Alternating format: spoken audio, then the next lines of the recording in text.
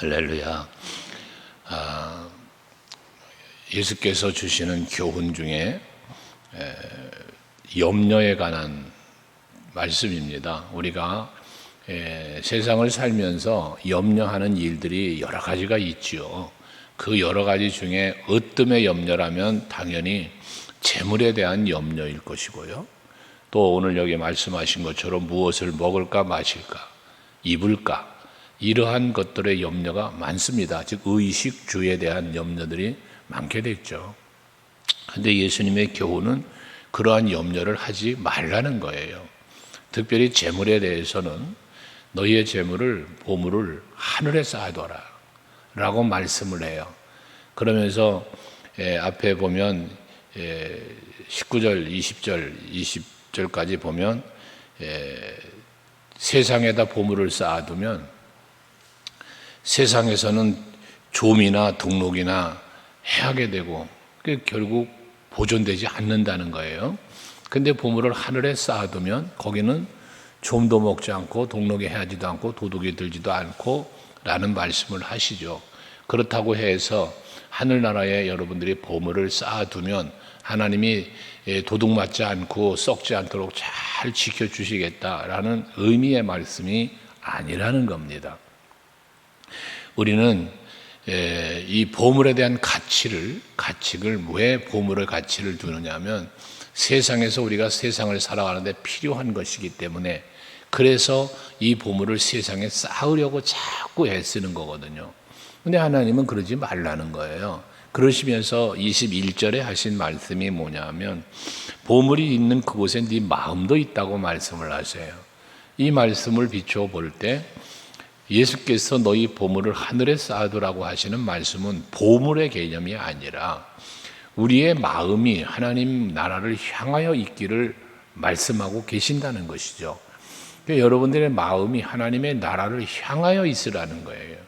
근데 우리가 보편적인 인간들은 어떻게 합니까? 우리의 마음이 세상을 향하여 있어요.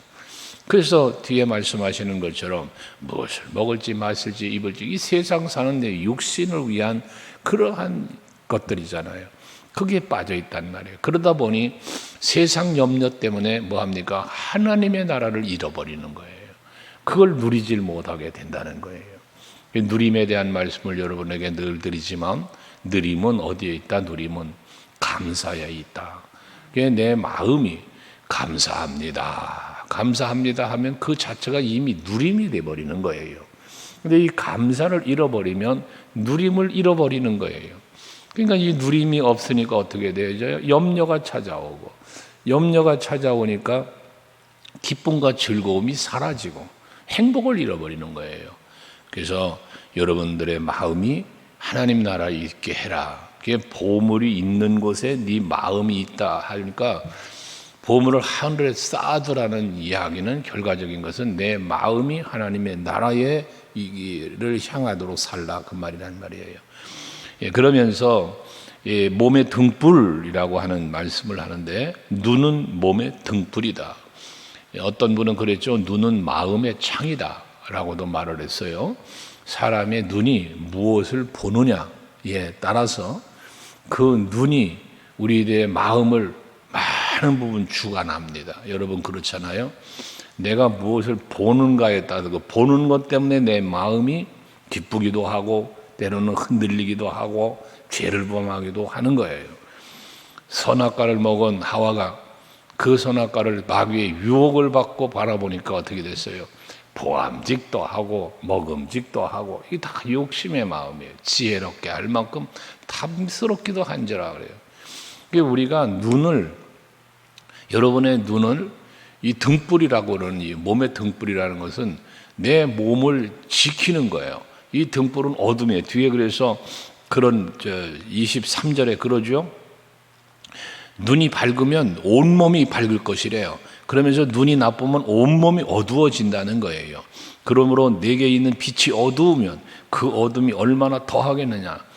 이 빛을 잃어버리는 거죠. 눈은 마음의 등불 빛인데 이 빛을 잃어버리면 내 마음이 어두워지는 거예요. 이 어두운 마음이 뭐예요? 말하는 염려, 근심, 불평, 이 모든 게 어두운 마음에서 나오는 것들이에요. 시기와 질투와 미움, 이 모든 것들이 어두운 마음에서 오는 거예요.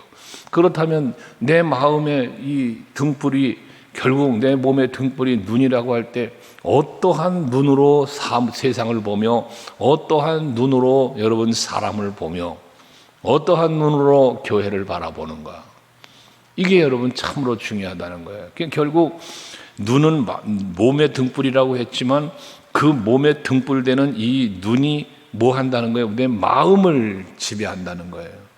여러분의 마음을 어둡게도 할 수 있고 여러분의 마음을 밝게 할 수도 있는 게 여러분의 눈이라는 거예요. 그러면 우리의 눈은 그냥 보는 건데 이걸 역으로 말하면 뭐가 되느냐? 내 마음이 더러운 마음을 갖고 바라보면 내 눈은 어두운 눈이 돼버리는 거예요. 빛을 잃은 눈이 되는 거예요. 내 마음에 밝은 마음을 갖고 세상을 바라보면 이 눈이 밝아지는 거예요. 여러분 앞에도 있잖아. 보물이 있는 곳에 네 마음이 있다고. 내 마음이 빛 대신 주를 바라보면, 내 마음이 하나님의 나라를 향하여 있으면 내가 세상을 보는 눈이 달라지고 여러분들이 모든 걸 바라보는 시각이 달라지는 거예요. 그러니까 여러분 육신의 눈이야 뭐 안과 가서 치료하고 안경을 쓰면 된다지만 마음의 눈은 그렇게 되어지는 게 아니거든요. 그건 오직 믿음으로만 눈이 열리는 거예요. 믿음으로만.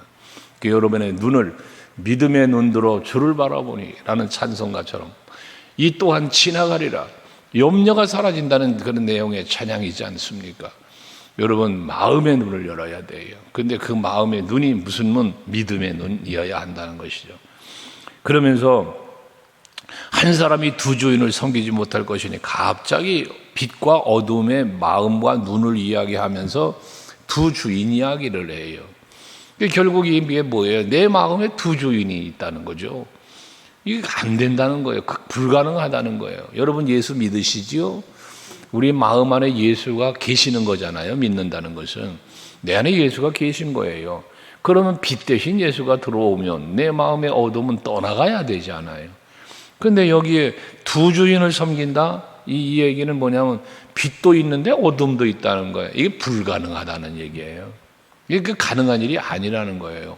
내 안에 어둠이 들어왔다는 얘기는 빛 대신 예수가 없다는 얘기고, 빛 대신 예수가 내 안에 있으면 어둠은 떠나가는 게 정상이지 두 개가 공존할 수가 없다는 말씀이에요. 그러시면서 혹 이걸 미워하고 저걸 사랑하거나 혹 이를 중히 여기고 저것을 경히 여깁니다. 그렇지요.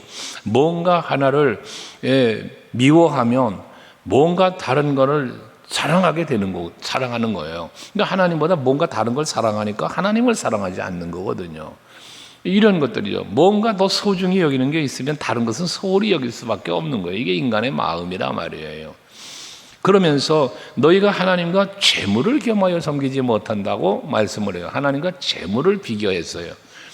빛은 하나님이요 어둠은 재물이라는 말씀이게 되겠죠. 여기서 재물이라는 것은 결과적으로 무엇을 말하겠습니까? 욕심을 말하는 거죠. 그리고 염려를 말하는 거예요. 그러니까 결국 빛 대신 예수가 내 안에 계시면 염려가 사라지고 빛 대신 예수가 내 안에 계시면 욕심도 사라져야 되는 게 정상이라는 거예요.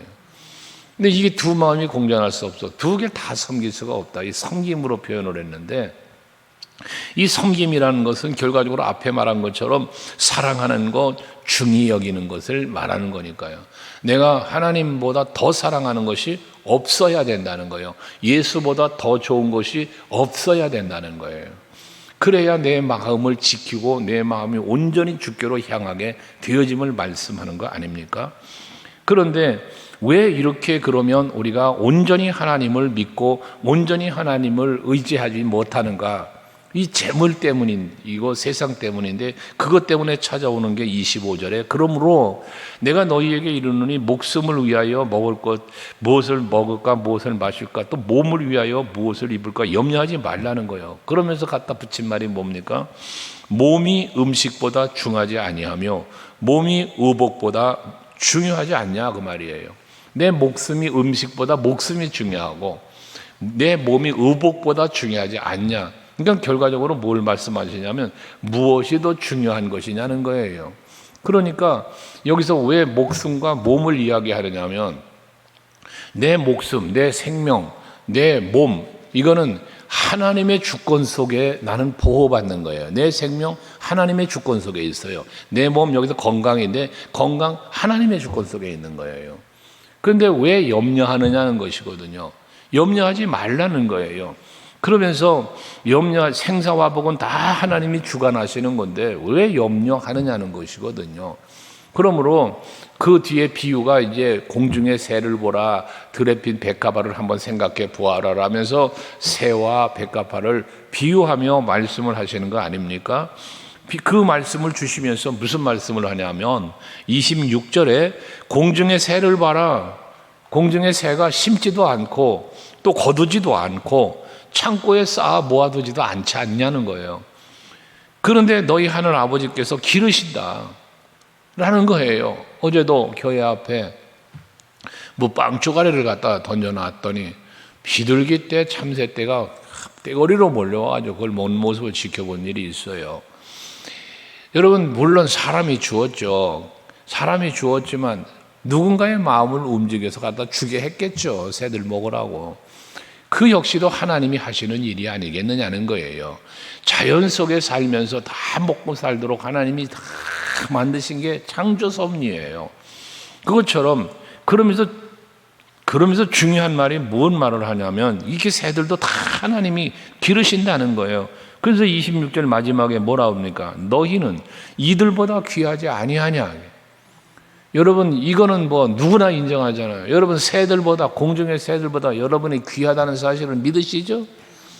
그렇잖아요. 하나님이 새들도 귀히 여기시고 기르시는데 하물며 너희들일까 보냐. 너희들은 이 새들보다 더 귀하지 않느냐 그 말이요. 얼마나 우리가 새보다 귀하냐면 이사야서 43장 4절 말씀에 보면 내가 너를 보배롭고 존귀하게 여기며 내가 너를 사랑하여 쓴적이라는 말씀을 하시잖아요. 하나님이 우리를 보배롭게 여긴대요. 하나님이 여러분을 존귀하게 여기신대요. 하나님이 여러분을 사랑하신대요. 근데 그 사랑이 어떻게? 예수께서 십자가 지신. 그러니까 본체 하나님이 여러분 사랑하기 때문에 세상에 그 하나님이 인간의 몸을 입고 이 땅에 오셨어요. 그분이 여러분 때문에 십자가를 지셨어요. 이게 사랑이에요. 우리를 향한 하나님의 사랑. 그러니 이러한 내가 그렇게 보배롭고 존귀한 존재요. 그런 사랑을 입은 존재라는 사실이죠.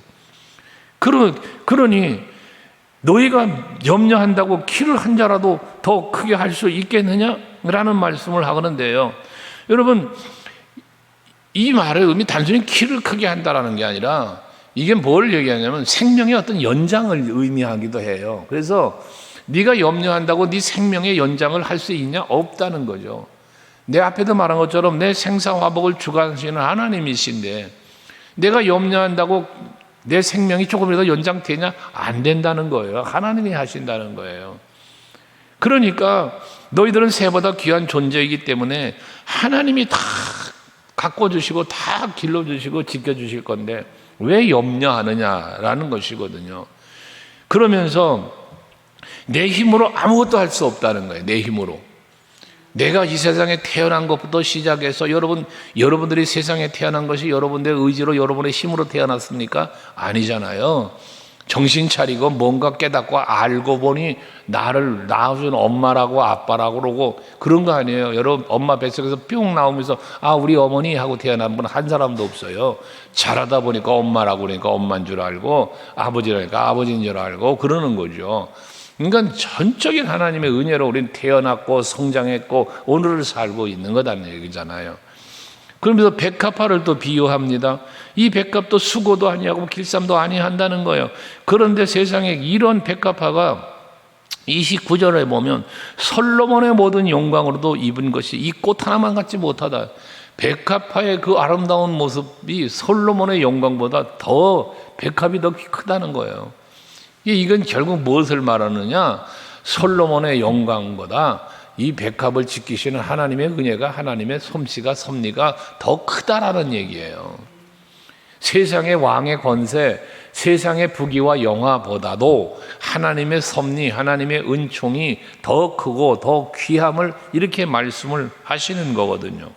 그런데 그러면서 하시는 말씀이 뭐냐면 30절에 오늘 있다가 내일 아궁이에 던져지는 들풀도 하나님이 이렇게 입히시거든. 그 다음 뭐라 그래? 하물며 너희 일까 보냐. 하물며 너희 일까 보냐. 그러면서 갖다 붙인 말, 믿음이 적은 자 작은 자들아, 그래 말씀을 해요. 여러분, 염려는 결국 어디서 온다? 믿음이 작음에서 온다. 여러분, 믿음이 크고 좋은 믿음은 염려하지 않는 거예요. 다 주께 맡기는 거예요. 다윗 얘기를 하잖아요. 여호와는 나의 빛이요 구원이시고 내 생명의 능력이 되시니 내가 누구를 무서워하리요 내가 무엇을 두려워하리요. 그렇지 않다잖아요. 염려, 근심, 두려움 하나도 없다는 거예요. 무엇 때문에? 여호와가 나의 빛이 되시고 나의 구원이 되시고 내 생명의 능력이 되시니까요. 이 시편 27편 1절 말씀 아닙니까? 여러분들의 마음속에 이런 하나님을 온전히 믿는 믿음이 있으시길 주의 이름으로 축원합니다. 그 믿음이 여러분의 염려를 다 없어지는 거예요. 그러므로 무엇을 먹을지 마실지를 입을지를 염려하지 말아라 라면서 32절, 이는 이방인들이 구하는 것이다. 너희는 하늘 아버지께서 이 모든 것이 너희에게 있어야 할 줄을 아시느니라. 우리에게 무엇을 입어야 할지, 먹어야 될지, 마셔야 할지를 하나님이 다 아신다는 거예요. 여러분들의 필요를 다 아신다는 걸 말씀하는 거예요. 내 여러분에게 무엇이 필요한지를 알아. 오늘의 여러분들의 필요한 게 뭔지를 알아. 그래서 일용할 양식을 주시옵고를 기도하게 하신 거예요, 예수님은. 요에서 2장 23절에 보면 그러잖아요. 이른 비와 늦은 비를 적당한 때에 적절하게 내려주신다고. 이게 하나님이 여러분들에게 이른 비를 내려야 할 땐 이른 비를 주시고 늦은 비가 내려야 할 땐 늦은 비를 주시는 거예요. 언제 비를 주셔야 할지, 그것이 우리에게 얼마나 좋은 것인지를 알게 해주신다. 하나님 다 알고 채워주신다는 겁니다. 오늘도 여러분들의 필요가 무엇인지를 하나님은 아시고 반드시 이날에 필요한 은혜를 여러분들에게 공급하여 주실 줄로 믿으시길 바랍니다. 그러니까 오늘도 사시면서 무엇을 먹을까 입을까 마실까 염려하지 마시고요, 주께서 인도하심 따라 살아가는 여러분들이 되시길 바라고, 그리고 결론적으로는 33절 한번 같이 읽어요. 33절 시작. 그런즉 너희는 먼저 그의 나라와 그의 의를 구하라. 그리하면 이 모든 것을 너희에게 더하시리라. 아멘. 여러분, 그렇습니다. 우리가 해야 할 일, 우선순위의 우선순위. 너희는 먼저, 내가 해야 될 일은 염려 근심이 아니라 무엇을 먹을지 마실지 입을지를 걱정하는 게 아니라 먼저 해야 될 일, 그의 나라와 그의 의를 구하라. 앞에서 너희 보물을 하늘에 쌓아두라라고 말씀한 것처럼 먼저 우리는 뭐에? 그의 나라와 그의 의를 구하라는 것은 하나님의 나라에 소망을 두고 하나님의 나라를 바라보며 살라는 거예요. 우리에게 먼저 해야 될 일은 하나님 나라를 바라보는 거예요. 우리가 먼저 해야 될 일, 하나님 나라를 찾는 거예요. 이게 우리가 해야 될 일이라는 거예요. 그럼 이 모든 걸 너에게 더하신다고 그랬는데 이 모든 게 뭐예요? 먹을 것, 마실 것, 입을 것이에요.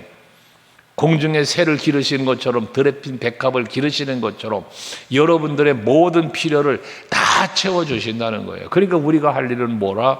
하나님 나라를 바라보고 하나님께 영광을 돌리고 나의 필요를 채우시고 모든 것을 아시는 하나님께 맡기고 믿음으로 살아가라. 그러면 그 모든 건 다 채워주시겠다라는 겁니다. 오늘도 여러분 하나님만 바라보시고 온전히 하나님만 믿으시고 하나님께 맡기고 살아가는 여러분 되시기 바랍니다.